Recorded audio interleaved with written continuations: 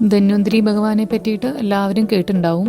പാലാഴി മഥന സമയത്ത് കയ്യിൽ അമൃതകുംഭവുമായി ഉയർന്നു വന്ന മഹാവിഷ്ണുവിൻ്റെ തന്നെ അവതാരമാണ് ധന്വന്തരി ഭഗവാൻ. ചതുർബാഹു രൂപത്തിൽ തന്നെയാണ് ഭഗവാനെ നമ്മൾ പൂജിക്കാറുള്ളത്. ദേവന്മാരുടെ വൈദ്യനും അതുപോലെ തന്നെ ആയുർവേദത്തിൻ്റെ ദേവനുമായിട്ടാണ് ധന്വന്തരിയെ കണക്കാക്കപ്പെടുന്നത്. ആയുർവേദ ചികിത്സയൊക്കെ ആരംഭിക്കുന്നതിന് മുന്നേ ധന്വന്തരിയെ സ്മരിക്കുന്ന ഒരു അനുഷ്ഠാനം നിലവിലുണ്ട്. ആയുർവേദാധിപനായ ശ്രീ ധന്വന്തരി മൂർത്തിയെ നിത്യവും ഭജിക്കുന്നത് സർവ്വരോഗമുക്തിക്കും സർവ്വ ഐശ്വര്യത്തിനും കാരണമാവുന്നു. നമ്മൾ ഈ മരുന്നൊക്കെ കഴിക്കുന്നതിൻ്റെ കൂടെ തന്നെ ധന്വന്തരി മന്ത്രം കൂടെ ജപിക്കുന്നത് അതിവേഗ രോഗശാന്തിക്ക് ഉത്തമമാണ്. പ്രത്യേകിച്ച് ആകുലത, മാനസിക സംഘർഷം എന്നിവയൊക്കെ അലട്ടുന്നവർക്കുള്ള ഔഷധം കൂടിയാണ് ധന്വന്തരി മന്ത്രം എന്ന് പറയുന്നത്. നിത്യവും കുറഞ്ഞത് ഒരു 9 തവണയെങ്കിലും ഭക്തിയോടെ നമുക്ക് ധന്വന്തരി മന്ത്രം ജപിക്കാം.